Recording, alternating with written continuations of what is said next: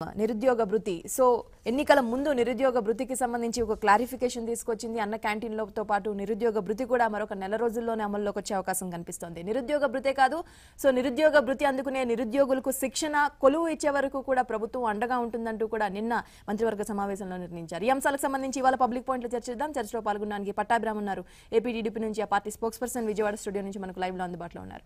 Doctor Gangadhar గారు ఉన్నారు, కాంగ్రెస్ నుంచి విజయవాడ నుంచి మనకు అందుబాటులో ఉన్నారు. ఆంజనేయ రెడ్డి గారు బీజేపీ రిప్రజెంట్ చేస్తూ ఆ పార్టీ స్పోక్స్ పర్సన్ నెల్లూరు నుంచి మనకు లైవ్ లో అందుబాటులో ఉన్నారు.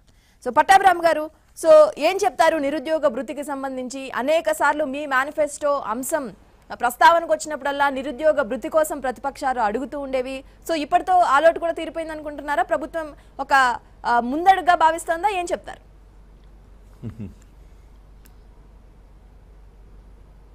తప్పకుండా రూపా గారు, ముఖ్యమంత్రి చంద్రబాబు నాయుడు గారు తాను ఇచ్చినటువంటి ప్రతి ఒక్క హామీని నిలబెట్టుకునే దిశగా ఈ రోజున నిరుద్యోగ భృతి విషయంలో కూడా ఒక నిర్ణయాన్ని తీసుకుని రాష్ట్రంలో ఉన్నటువంటి దాదాపు 12 లక్షల మంది నిరుద్యోగులకి ప్రతి నెల కూడా 1000 రూపాయలు చొప్పున స్టైపెండ్ ఇచ్చే పథకానికి నిన్న కేబినెట్లో ఆమోదం తెలపడం జరిగింది. ఇది దేశంలో మరే ఇతర రాష్ట్రంలో కూడా ఇంత భారీ స్థాయిలో నిరుద్యోగ యువతకి స్టైపెండ్, మంత్లీ స్టైపెండ్ ఇవ్వటం అనేది ఎక్కడా లేదు. మీరు ఏ రాష్ట్రంలో తీసుకున్నా కూడా ఇంత భారీ స్థాయిలో 12 లక్షల మందికి ప్రతి నెల 1000 రూపాయలు ఇవ్వటం అనేది దేశ చరిత్రలో ఎక్కడా లేదు, ఏ రాష్ట్రంలో లేదు. అదేవిధంగా ఈ స్కీమ్లో ఉన్నటువంటి ప్రత్యేకత ఏంటంటే నిరుద్యోగ భృతి ఇవ్వటంతో పాటు వారికి స్కిల్ డెవలప్మెంట్లో కూడా ట్రైనింగ్ ఇవ్వటం. అంటే వారు ఎంచుకున్నటువంటి ప్రొఫెషన్లో, వృత్తిలో వాళ్ళకి దానికి కావాల్సినటువంటి స్కిల్ని డెవలప్ చేసుకోవటం కోసం శిక్షణను కూడా ఇవ్వబోతా ఉన్నాం.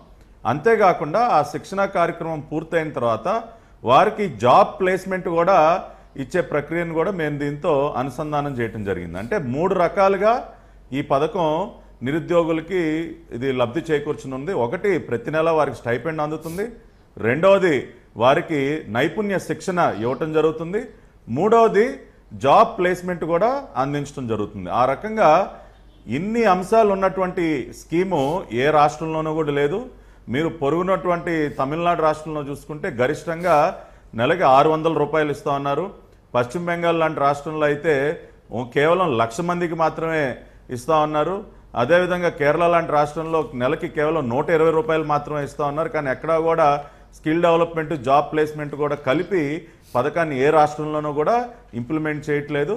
అది కేవలం ఈ రోజున చంద్రబాబు నాయుడు గారి సారథ్యంలో తెలుగుదేశం పార్టీ ప్రభుత్వం మిగతా అన్ని రాష్ట్రాల్లో అమలవుతున్నటువంటి పథకాలన్నింటినీ కూడా స్టడీ చేసి అక్కడ ఉన్నటువంటి లోటుపాట్లన్నిటి కూడా తెలుసుకొని ఒక సమగ్రమైనటువంటి పథకాన్ని ఈ రోజున నారా లోకేష్ గారు కూడా దీనిలో చాలా కీలక భూమిక పోషించడం జరిగింది. ఈ వెబ్సైట్ రూపకల్పనలో కానివ్వండి, ఈ పథకాన్ని డిజైన్ చేయడంలో కానివ్వండి, లోకేష్ గారు కూడా ఎంతో సమయాన్ని వెచ్చించి ఒక అద్భుతమైనటువంటి పథకాన్ని ఈ రోజున రాష్ట్రంలో ఉన్నటువంటి నిరుద్యోగులందరికీ కూడా, అంటే గ్రాడ్యుయేషన్ కానివ్వండి, పాలిటెక్నిక్ కానివ్వండి పూర్తి చేసినటువంటి నిరుద్యోగులకి మరి దాదాపు 12 లక్షల మందికి 1000 రూపాయలు చొప్పునటువంటి ప్రతి సంవత్సరం కూడా దాదాపు 1400 కోట్ల నుంచి 1500 కోట్ల రూపాయలు ఈ రోజున రాష్ట్ర ప్రభుత్వం ఖర్చు పెడతా ఉంది. ఇంత భారీ ఎత్తున ఏ రాష్ట్రం కూడా నిరుద్యోగుల కోసం బడ్జెట్ కూడా పెట్టినటువంటి పరిస్థితి లేదు. చాలా రాష్ట్రాలు విఫలమైనవి. ఇప్పుడు అమలు చేస్తున్నటువంటి రాష్ట్రాల్లో కూడా ఇంత భారీ ఎత్తున బడ్జెట్ పెట్టినటువంటి రాష్ట్రాలు లేవు. ఇందాకే నేను తమిళనాడు, వెస్ట్ బెంగాల్, కేరళ ఇటువంటి అనేక రాష్ట్రాల ఉదాహరణలు కూడా నేను చెప్పాను.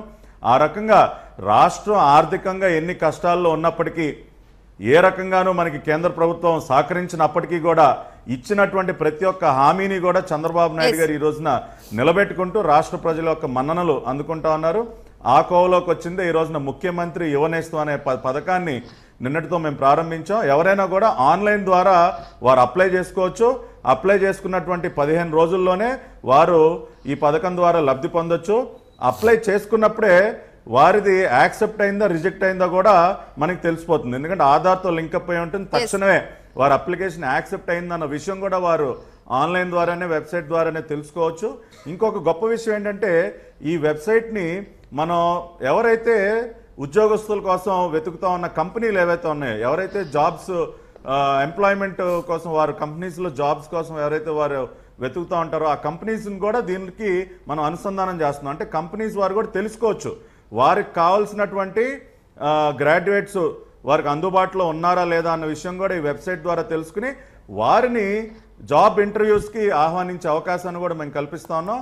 ఆ రకంగా ఇంటిగ్రేట్ చేసాం. అంటే అన్ఎంప్లాయిడ్ యూత్ ని ఈ కంపెనీస్ ని, ఎంప్లాయ్మెంట్ జనరేట్ చేసే కంపెనీస్ ని రెండింటిని కూడా అనుసంధానం చేసి ఆ రకంగా ఒక కాంప్రహెన్సివ్ స్కీమ్ ని ఈ రోజున తెలుగుదేశం పార్టీ ప్రభుత్వం, చంద్రబాబు నాయుడు గారు, ముఖ్యంగా నారా లోకేష్ గారు దీని మీద ఎంతో దృష్టి పెట్టి ఈ పథకాన్ని సమగ్రంగా రూపొందించడం జరిగింది. ఇది ఒక రోల్ మోడల్ కాబోతా ఉంది. దేశంలోనే కాకుండా ప్రపంచవ్యాప్తంగా కూడా ఈ పథకం ఏదైతే ఉందో ఇది ఒక రోల్ మోడల్ కాబోతోంది. భవిష్యత్తులో అనేక రాష్ట్రాలు కానీ దేశాలు కానీ ఇది పాటించే పరిస్థితి కూడా ఉత్పన్నం అవుతుంది. పట్టాభి గారు మీ దగ్గరికి మళ్ళీ వస్తారు. డాక్టర్ గంగాధర్ గారు, సో ఏం చెప్తారు? పథకం విధి విధానాలు చూసారా? 1000 రూపాయలు దాదాపు 12 లక్షల మందికి ఇవ్వబోతున్నారు. కేవలం వారికి నిరుద్యోగ భృతి ఇవ్వడమే కాకుండా అతి ప్రధానమైన అంశం నైపుణ్య శిక్షణతో పాటు కొలువు వచ్చే వరకు కూడా ప్రభుత్వం వారి బాధ్యత తీసుకునే ఒక బృహత్తర పథకంగా టీడీపీ అభివర్ణిస్తోంది. ఏం చెప్తారు? విధి విధానాలు గమనించారా? ఏమన్నా అభ్యంతరాలు ఉన్నాయా? పట్టాభి గారు చెప్పినట్టు అతిపెద్ద పథకం అవునో కాదో చూడాలి, అయితే కావచ్చు కూడా.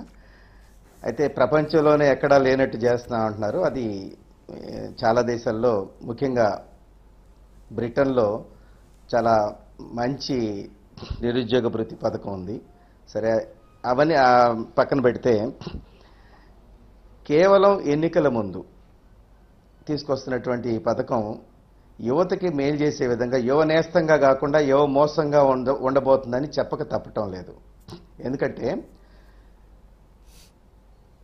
మేనిఫెస్టోలో ఎన్నికల సందర్భంగా ఇచ్చిన ప్రధానమైన హామీల్లో ఇదొకటి. మీరు కూడా ప్రస్తావించారు, చాలా ముఖ్యమైన హామీ అని చెప్పి. దీనికంటే ముందు ఉద్యోగాల కల్పన, ఇంటింటికి ఒక ఉద్యోగం ఇస్తామన్నారు. బాబు వస్తేనే జాబ్ వస్తుంది అన్నారు. ఇంటింటికి ఒక ఉద్యోగం ఇవ్వాలంటే ఇవాళ 1 కోటి పైనే కుటుంబాలు ఉన్నాయి రాష్ట్రంలో. 1 కోటి ఉద్యోగాలు ఇవ్వాలి. సరే, ఇవ్వలేకపోయినారు. ఇవ్వలేని వాళ్ళకి 2000 రూపాయల చొప్పున నెల నెల నిరుద్యోగ భృతి ఇస్తా ఉన్నారు.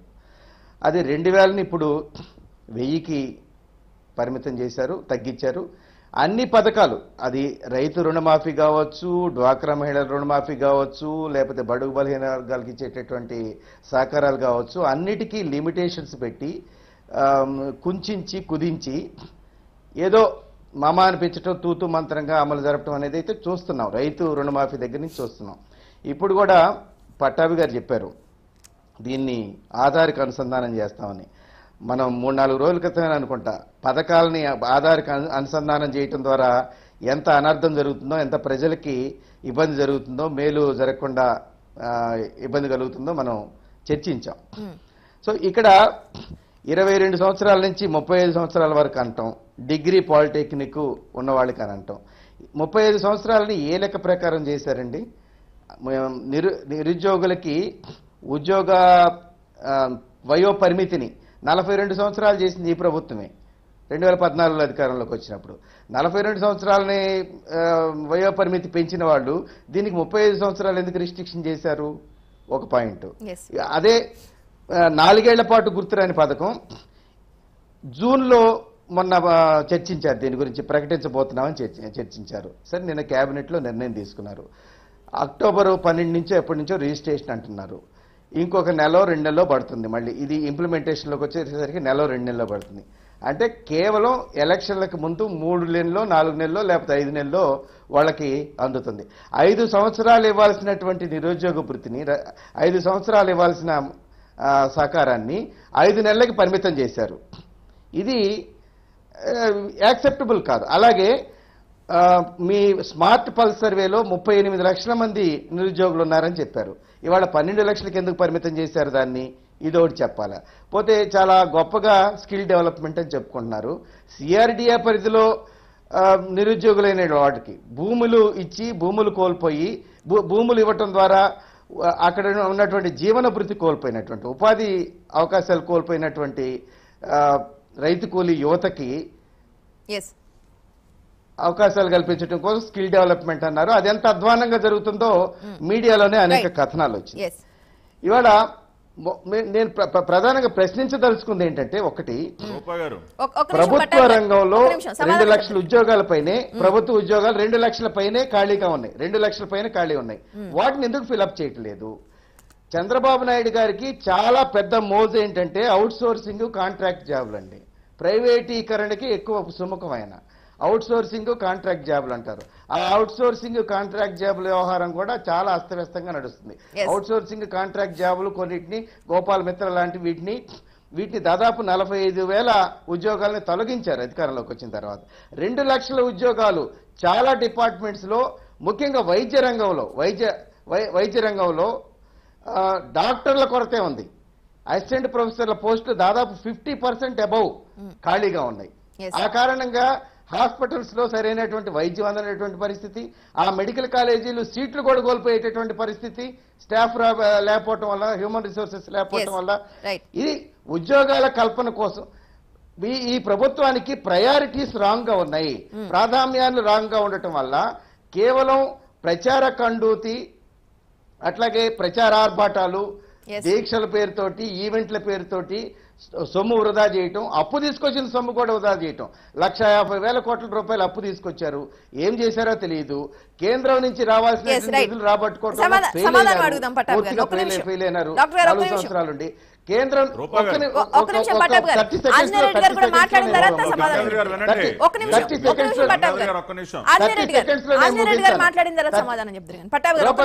సెకండ్స్ లో ముగించినవండి. 30 సెకండ్స్ లో ముగించినవండి. ప్రభుత్వం, రాష్ట్ర ప్రభుత్వం కేంద్ర ప్రభుత్వం నుంచి రావాల్సినటువంటి హక్కుల్ని, ప్రత్యేక హోదాని కానీ సాధించుకున్నట్టయితే 29 దేశాలు తిరగక్కర్లేదు, ప్రత్యేక ఫ్లైట్లు వెళ్ళక్కర్లేదు, సదస్సు నిర్వహించి లక్షల కోట్లు వచ్చినాయి అని చెప్పి ఊరికే హైప్ చేసుకోనక్కర్లేదు. ప్రత్యేక హోదా వచ్చి ఉంటే ఖచ్చితంగా పరిశ్రమలు, ముఖ్యంగా చిన్న మధ్య తరహా పరిశ్రమలు ఎంకరేజ్ చేసి ఉంటే ఉద్యోగాల కల్పన జరిగేది. వ్యవసాయ రంగాన్ని ప్రోత్సహించుంటే ఉపాధి అవకాశాలు పెరిగాయి. ఈ రెండింటినీ కూడా విస్మరించడం జరిగింది. పట్టాభి గారు మీ తర్వాత మాట్లాడతారు కానీ మీరు మాట్లాడింది నాకేం అర్థం కావట్లేదు. నేను అయిపోయిన తర్వాత మాట్లాడితే మనం ఇక్కడ వివాదం కాదు, సంవాదం కావద్దు. Let us have a positive discussion. మన రాష్ట్రం ఇబ్బందుల్లో ఉంది. రాష్ట్రం ఇబ్బందుల్లో ఉండటం మూలంగా ప్రజలు అనేక ఇబ్బందుల్లో ఉన్నారు. ముఖ్యంగా నిరుద్యోగ యువత, యువకులు, రైతులు, మహిళలు, బడుగు బలహీన వర్గాలు ఇబ్బంది పడుతున్నారు. రాష్ట్రం ఇబ్బందుల్లో ఉంటే అభివృద్ధి కుంటుపడితే సంక్షేమం కూడా కుంటుపడుతుంది. సంక్షేమం అందాల్సినటువంటి యువకులు, రైతులు, మహిళలు, బడుగు బలహీన వర్గాలు ఇబ్బందులు పడతారు. వాళ్ళని గురించి మనం పాజిటివ్ గా డిస్కస్ చేద్దాం. నేను చెప్పేవాట్లేదు పాజిటివ్ అంశాలు ప్రభుత్వం అమలు జరపాలి. అందుకని మీరు వినండి ప్లీజ్. డాక్టర్ గారు ఒక్క నిమిషం. ఆంజనేయ రెడ్డి గారు, సో మీరేం చెప్తారు? సో నిరుద్యోగ భృతికి సంబంధించి ప్రభుత్వం 4 ఏళ్ల తర్వాత తీసుకొచ్చిందని కాంగ్రెస్ ఆరోపిస్తోంది. సో మీ వర్షన్ ఏంటి? సో మీరు విధి విధానాలను గమనించారా? విధి విధానాలకు సంబంధించి కూడా గంగాధర్ గారు అనేక అంశాలు లేవనెత్తారు. బీజేపీ ఏం చెప్తోంది? నమస్తే, అందరికీ నమస్కారం అమ్మా.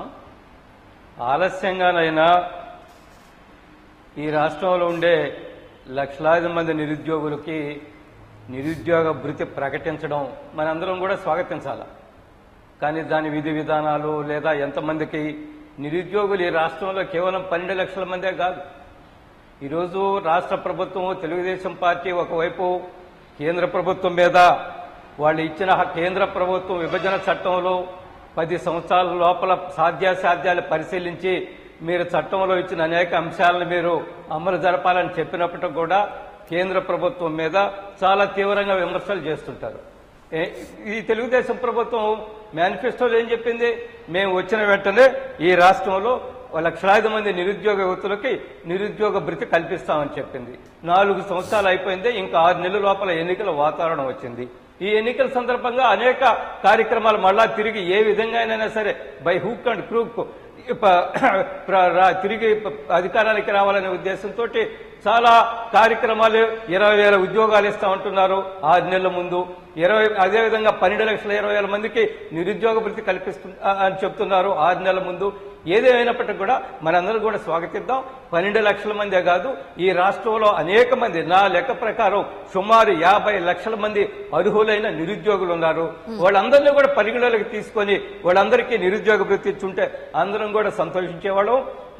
మౌలికంగా నేను చెప్పేది ఏమిటంటే, ఈ రాష్ట్రంలో ఏ యువకుడు కూడా ప్రభుత్వం ఇచ్చే 1000, 1500, 2000 మీద ఆధారపడి వాళ్ళ జీవితాన్ని గడపాలని కోరుకుంటానని అనుకోవడం లేదు. వాళ్ళకి శాశ్వత పరిష్కారం కావాలా, ఉద్యోగ కల్పన కావాలా. ఇందాక పట్టాభి గారు చెప్పారు, వాళ్ళకి స్కిల్ డెవలప్మెంట్ నేర్పిస్తాము, మిగతా అనేక సంస్థల్లో వాళ్ళకి ప్లేస్మెంట్ ఇస్తాము, సంతోషమే. కానీ 4.5 సంవత్సరం తర్వాత మీరు టేకప్ చేస్తున్నారు. ఏ పరిశ్రమలు వస్తున్నా, ఏ పరిశ్రమలో ఏ స్కిల్ డెవలప్మెంట్ మీరు ఏర్పాటు చేయబోతున్నారు, ఏ విధమైన ఎంతమందికి స్కిల్ డెవలప్మెంట్ ఇవ్వబోతున్నారు, ఇవన్నీ కూడా మన దగ్గర ఒక ప్రణాళిక ఉండాలా. ఏదేమైనా నిరుద్యోగ వృత్తిని మేము అందరం కూడా స్వాగతిస్తున్నాం. కానీ యువకులకు శాశ్వతంగా వాళ్ళ కాళ్ల మీద వాళ్ళు నిలబడే విధంగా, ప్రభుత్వం మీద ఆధారపడకుండా కాళ్ల మీద నిలబడే విధంగా వాళ్ళకి ఉపాధి కల్పన జరగాల. అది వివిధ రకాలుగా రాష్ట్ర ప్రభుత్వం కల్పించే అవకాశం ఉన్నప్పటికీ కూడా 6 నెలల ముందు ఈ కార్యక్రమం చేపట్టారు. ఇది కేవలం రాజకీయ ఎత్తుగడ అయినప్పటికీ కూడా మనం నిరుద్యోగులకు కొంత మేలు జరుగుతుందనేది మనం అనుకుంటున్నాం. కాబట్టి మనందరం కూడా దీన్ని స్వాగతించాలా. అదే సమయంలో అర్హులైన నిరుద్యోగులు అనేక మంది, లక్షలాది మంది ఉన్నారు. వాళ్ళందరినీ కూడా మీరు పరిగణలోకి తీసుకొని వాళ్ళందరూ కూడా నిరుద్యోగ వృత్తి వచ్చేటట్టు చూడాలా. మీరు స్కిల్ డెవలప్మెంట్ పేరుతోటి స్కిల్ డెవలప్మెంట్ పూర్తయిన వెంటనే వాళ్ళందరూ కూడా ఉపాధి అవకాశాలు కల్పించే విధంగా ప్రభుత్వం ముందుకు పోవాలని నేను డిమాండ్ చేస్తున్నాను. కేంద్ర ప్రభుత్వం మీద విమర్శలు మాని మీరు పరిపాలన మీద దృష్టి పెట్టండి, ప్రజల మీద దృష్టి పెట్టండి. ప్రజల్లో అనేక అట్టడుగు వర్గాల ప్రజలు అనేక ఇబ్బందులకు లోనవుతున్నారు. ఆ సమస్యలు పరీక్షించే విధంగా ఈ రాష్ట్ర ప్రభుత్వం పనిచేయాలని నేను కోరుకుంటున్నాను. రైట్, చిన్న విరామం తీసుకుందాం. విరామం తర్వాత ప్రతిపక్షాల ప్రశ్న పబ్లిక్ పాయింట్ లో చర్చకు తిరిగి స్వాగతం. పట్టాభి గారు, అనేక అంశాలు లేవనెత్తుతున్నాయి ప్రతిపక్షాలు. ప్రధానంగా 4 ఏళ్ల తర్వాత కేవలం ఎన్నికల ముందు ఈ అంశాన్ని మీరు ఇంకా ఇంప్లిమెంట్ చేసేసరికి ఇంకో 1-2 నెలల సమయం పడుతోంది. పూర్తిగా ఒక 6 నెలలు కూడా మీరు నిరుద్యోగ వృత్తి ఇవ్వలేరు అంటే మీ మేనిఫెస్టోలో ఇచ్చిన ప్రధానమైన అంశాన్ని 4 ఏళ్ల పాటు గెంటుకుంటూ వచ్చారు. సో ఇది ప్రధానమైన ఆరోపణ. ఇక మరోవైపు మీరు ఏదైతే నంబర్ చెప్తున్నారో 12 లక్షల మంది మాత్రమే నిరుద్యోగులు ఉన్నారని, అఫీషియల్ గానే మీరు చెప్పిన లెక్కల ప్రకారం 30 లక్షల మంది నిరుద్యోగులు ఉన్నారని చెప్తున్నారు. కానీ 12 లక్షల మందికే ఇవ్వడం ఏంటి? ఈ 2 అంశాలు ప్రధానంగా ప్రస్తావిస్తున్నారు. రూపా గారు మొట్టమొదటి ప్రశ్నకు సమాధానం. ఇందాక నేను మాట్లాడుతున్న ఓపెనింగ్ రిమార్క్స్ లో ఒక మాట అన్నాను. దేశంలోనే కాదు ప్రపంచంలోనే ఇది ఒక వినూత్నమైనటువంటి పథకం అని.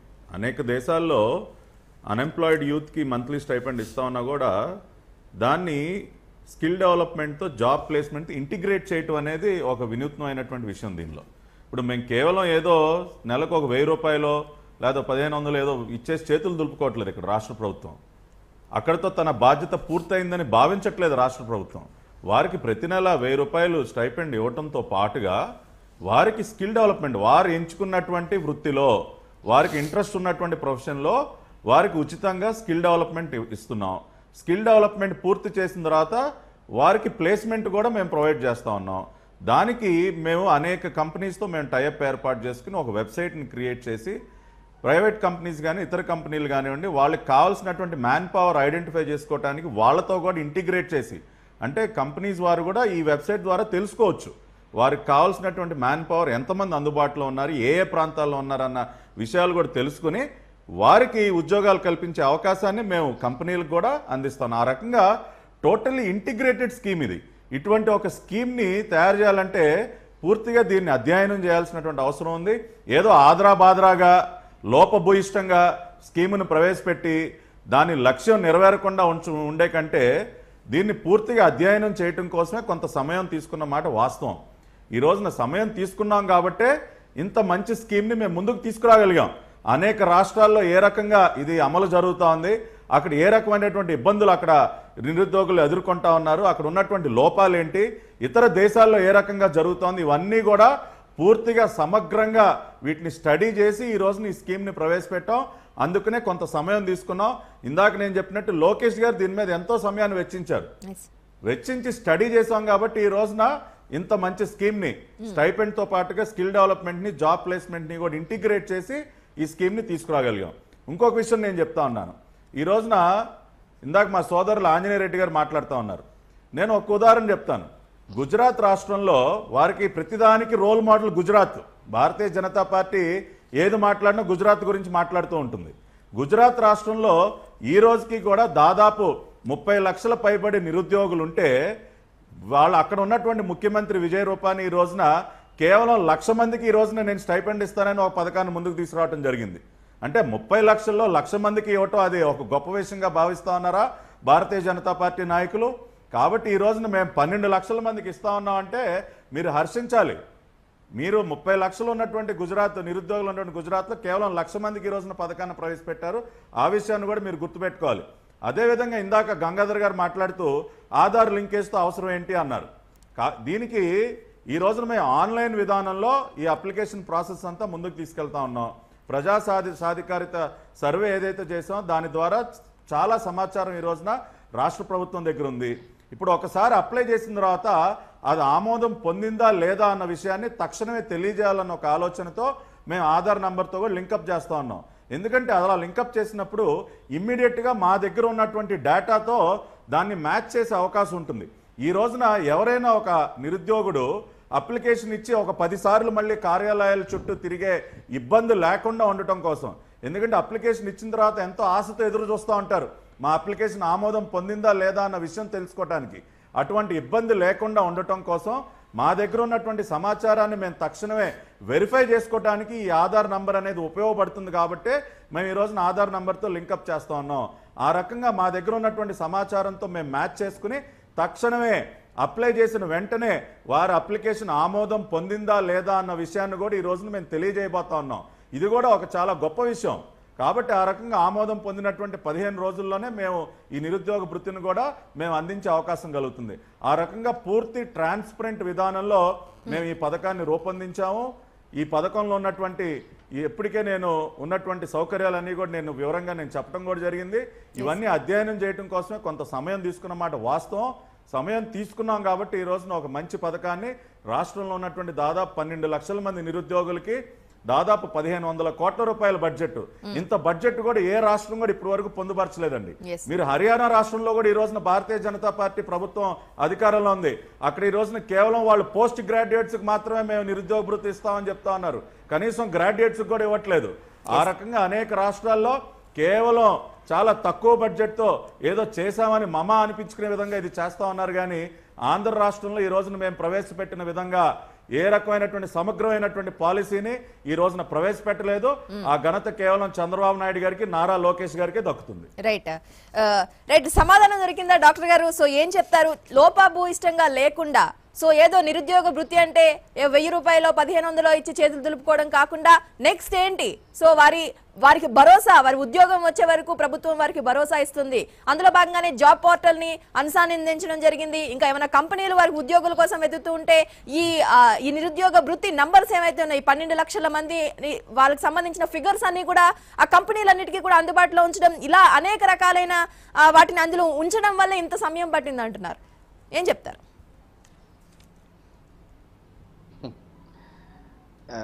రూపా గారు, నిరుద్యోగులను ఆదుకోవటం, మహిళలను ఆదుకోవటం, బలహీన వర్గాలను ఆదుకోవటం, రైతులను ఆదుకోవటం అనే ఈ ప్రక్రియని ఎలక్షన్ స్టంట్ చేయకూడదండి. ఎప్పుడు కూడా ఎలక్షన్ స్టంట్ లాగానే కనిపిస్తుంది ఇదైతే. కేవలం ఎలక్షన్కి ముందు చేయటం అనేది 4.5 ఏళ్ళు పట్టిందండి. ఒకవేళ ఆ స్కీమ్ని రూపొందించదలుచుకున్నా కూడా ఇంటిగ్రేటెడ్ స్కీమ్ని. తర్వాత స్కిల్ డెవలప్మెంట్ అని చెప్తున్నారు. ఇప్పటికీ ప్రస్తుతానికి అనేక చోట్ల వీళ్ళు చెప్తున్నటువంటి స్కిల్ డెవలప్మెంట్ ఎంత లోపభూయిష్టంగా ఉందో ఒకసారి చెక్ చేసుకోమనండి. కేవలం ఫండ్స్ దుర్వినియోగం తప్ప ఆ స్కిల్ డెవలప్మెంట్ ఏం జరగట్లేదు. తర్వాత స్కిల్ డెవలప్మెంట్కి ప్లేస్మెంట్కి లింకప్ చేయటం గురించి మాట్లాడుతున్నారు. ఎక్కడ చేస్తారు? ఎవరితో చేస్తారు? ఎక్కడున్నాయి ఉద్యోగాలు? పరిశ్రమలు వచ్చినాయా? ఏ పరిశ్రమల నుంచి మీకు ఉద్యోగాలకి డిమాండ్ ఉంటుంది? ఇప్పుడు గంగాధర్ గారు ఊరికే ఏదో హైపోథెటికల్ గా గాలిలో చేసేటటువంటి వ్యవహారం తప్ప. మీరు గమనించాల్సిన విషయం ఏంటంటే ఇప్పటికీ 721 భారీ కంపెనీలు దాదాపు 1,50,000 కోట్ల రూపాయలు పెట్టుబడులు పెట్టి 2.30 లక్షల మందికి ఉపాధి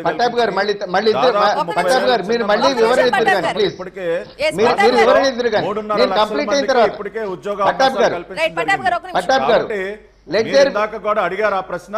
దానికి మీరు అందిస్తాను, ఇది కూడా మీరు గమనించాలి. తప్పకుండా డాక్టర్ గారు మాట్లాడండి.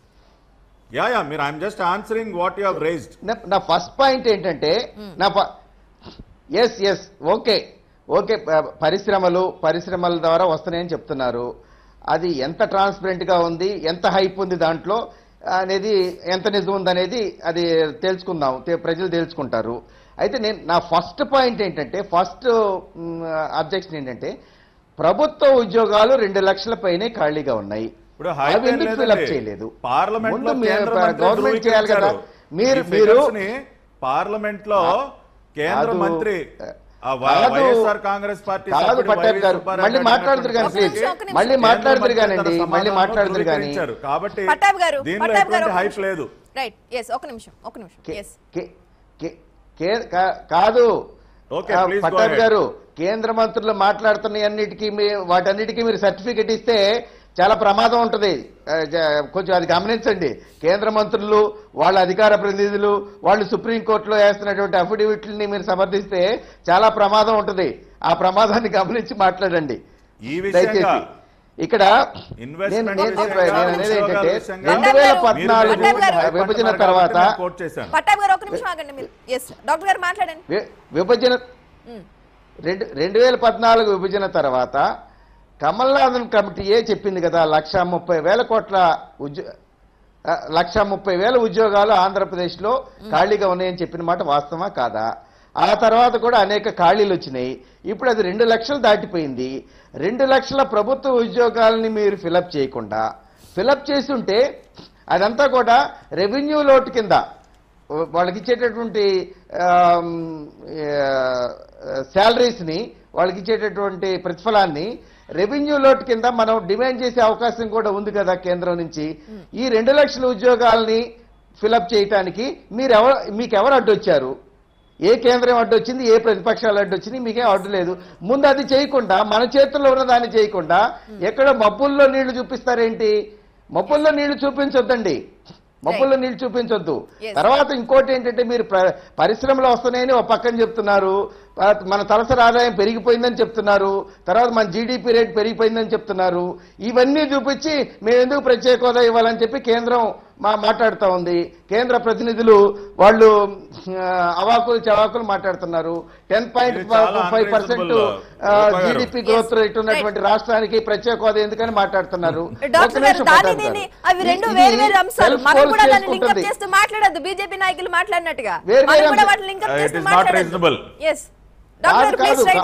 రూప గారు అంటే వాళ్ళు ఇంత జీడిపి గ్రోత్ ఉన్నటువంటి రాష్ట్రానికి ప్రత్యేక హోదా ఎందుకని మాట్లాడుతున్నారండి. వాళ్ళు మాట్లాడుతున్నారు కాబట్టి నేను ప్రస్తావిస్తున్నా. తర్వాత ఇంకోటి,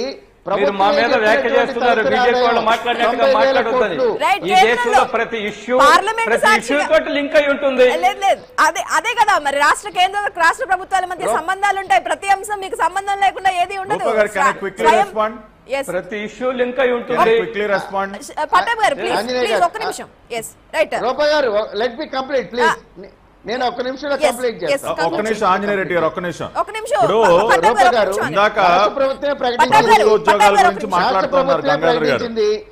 తలసరి ఆదాయం ఒక్క నిమిషం పట్టాభి గారు, తర్వాత చెప్పండి. మీకు బోల్డ్ అంత టైం ఉంది, మీకు అవకాశం ఇస్తారు.